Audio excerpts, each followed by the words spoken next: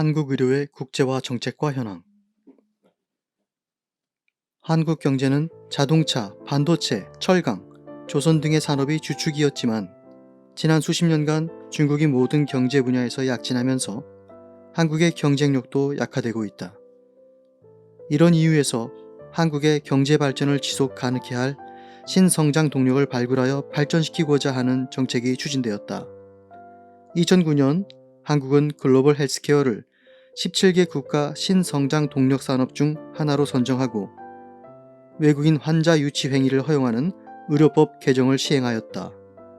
이러한 법 제도적인 접근을 통해서 의료의 국제화를 위한 초석이 마련되었다.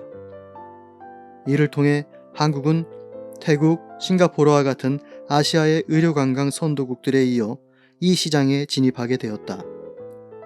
20세기 후반부터 항공, 인터넷의 대중화 시대가 열리며 서비스의 국제화가 촉진되었다. 특히 질병 치료와 건강 증진을 위해 국경을 넘어 환자가 이동하는 의료 관광은 지난 20년간 전 세계적으로 활성화되었다. 의료 관광객 수는 2005년 1,900만 명에서 2013년 5,370만 명으로 증가하였고 시장 규모는 2020년 20에서 30조 원으로 성장하였다. 이는 2020년까지 연평균 17.9%의 성장률을 보이며 성장할 것으로 추정되었다. 태국과 싱가포르 등의 동남아시아 국가가 의료관광 시장에 뛰어든 동기는 경제 위기를 타파하기 위해서 당장 외화가 필요하기 때문이었다. 즉, 의료관광객 유치를 통한 외화 획득에 있었다. 이에 반해서 한국은 의료의 국제화를 통해서 의료산업을 발전시키고 이를 통해서 경제 발전과 일자리 창출을 끌어내고자 하는 좀 더 장기적인 시각에서 정책을 추진했다. 의료의 국제화는 단순히 외국인 환자를 유치하는 것에만 국한되지 않고 다양한 양상이 있다. 원격으로 타국의 의료 서비스를 제공하기도 하고 자국의 병원 시스템을 해외에 수출하기도 하였다.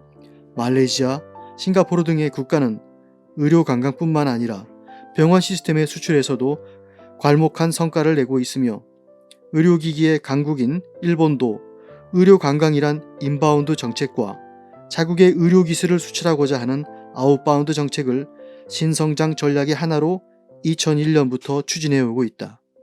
한국이 추구한 의료의 국제화 정책도 외국인 환자를 한국으로 유치하는 인바운드 정책과 한국의 의료기술이나 병원 시스템을 수출하는 아웃바운드 정책의 두 가지를 포함하고 있다. 방한 외국인 환자는 2009년 6만 201명에서 2019년 49만 7천 명으로 8배 이상 증가하며 연평균 23.5%의 높은 성장률을 보였다. 또한 외국인 환자의 출신 국가는 한국과 인접한 중국, 일본 외에도 아랍에미리트, 러시아와 같은 다른 문화권까지 다변화하였으며 의료 관광 상품은 중증 치료에서 웰니스 관광 상품까지 다양해졌다. 한국의 이러한 성과는 국제적으로도 높게 평가받고 있다.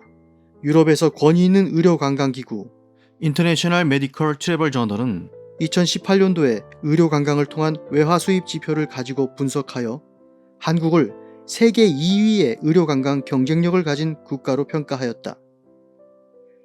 미국의 의료 관광 협회 메디컬 투리즘 어소시에이션은 의료 관광 목적지의 경쟁력을 평가하는 지표를 개발하였는데 2020년도 한국은 14위의 순위에 올랐다. 이처럼 한국이 글로벌 의료 관광 시장에서 이룩한 성과는 전 세계적으로 인정받고 있다. 이러한 성과를 끌어낸 여러 성공 요인이 있다. 첫째 성공 요인은 한국의 의료기술의 국제적 경쟁력에 있다. 중국, CIS 국가와 중동 등에서 오는 환자들은 한국 의료진의 높은 의료기술을 높게 평가하고 있다. 한국이 중동의 국비 환자를 받기 시작한 것이 수년밖에 되지 않지만 짧은 기간 내에 이슬람 문화에 대한 이해도를 높이고 서비스를 개발하여 중동 시장에서 한국의 의료 브랜드 인지도를 높이고 있다. 올해 코로나 팬데믹에 한국이 잘 대응하고 있는 사실은 이미 전 세계적으로 알려져 있고 한국 의료 시스템의 위상이 올라가고 있어서 앞으로의 환자 유치에도 긍정적으로 작용할 것으로 예상된다. 둘째 성공 요인은 타겟 시장의 다변화에 있다.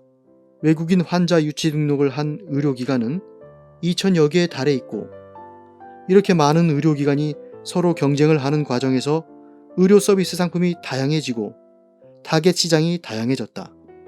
싱가포르는 반수가 넘는 외국인 환자가 말레이시아에서 오고 있고, 인도는 반수 이상의 환자가 방글라데시에서 오고 있다.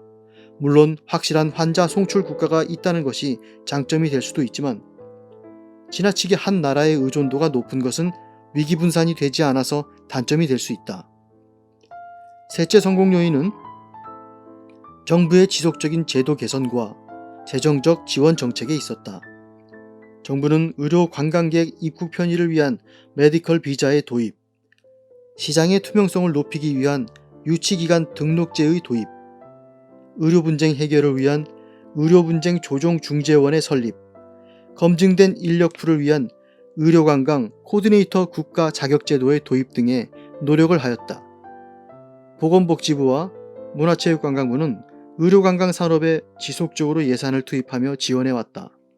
2015년 양 부처는 본 산업에 100억 원 이상을 투입하여 인프라 구축, 전문 인력 양성, 기술 및 상품 개발, 해외 홍보 마케팅 등을 추진하였다.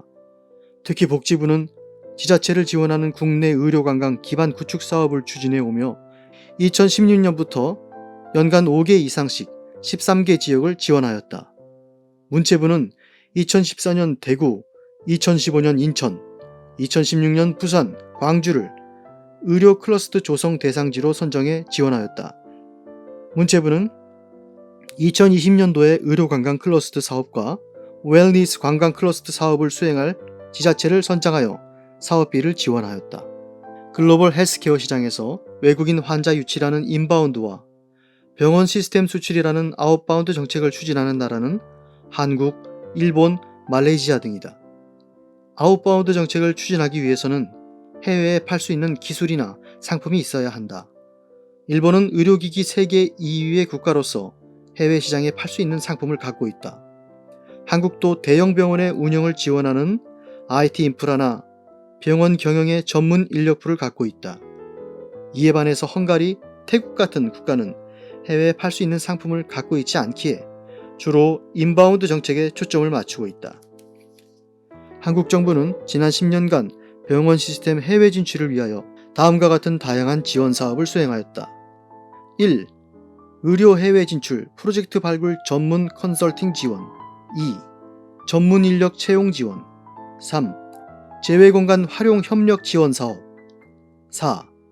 정부 간 보건의료 협력 지원 등의 사업. 2020년 3월 현재 해외에 진출한 의료기관은 93개에 이른다. 중국의 34개 의료기관이 진출하여 제일 많이 나가 있고, 다음으로 베트남의 8곳, 카자흐스탄의 7곳, 아랍에미리트와 몽골에 각각 4곳이 진출하여 있다. 진료 과목을 보면 성형외과가 25곳으로 제일 많고, 피부과 22곳, 치과 16곳, 신경외과 9곳 등의 순서이다. 지난 10년간의 지원 정책에 비해서 많은 성과를 거둔 것으로 볼 수는 없다. 그런데 이러한 해외 진출 사업을 추진하는 데는 상당한 어려움이 존재한다. 문화와 제도가 다른 나라에 진출하여 단기간에 성과를 내기는 어렵다. 결국 장기적인 투자가 전제되어야 한다. 그런데 해외에 진출하는 우리의 의료기관은 주로 민간 부분의 병원이어서 장기적인 자금 조달에 어려움을 가질 수밖에 없다. 또한 의료 면허를 얻는 데도 상당한 어려움이 있어서 국가 차원의 지원이 필요하다. 이런 측면에서 볼 때 IT 인프라 구축이나 인력 양성 등과 같은 다양한 형태의 진출 전략이 필요하다. 한국은 지난 10년 동안 의료 국제화 정책을 적극적이고 체계적으로 추진하였고, 글로벌 경험과 네트워크가 부족한 상태에서 시작하여 괄목할 만한 성장을 이루었다. 최근의 코로나 사태로 인하여 한국 의료에 대한 세계적인 관심도가 높아지고 그 브랜드 명성도 올라가고 있다. 지금은 한국에 주어진 기회로서 한국 의료의 우수성을 세계에 체계적으로 알리고 브랜드를 구축하는 노력이 시급한 상황이다.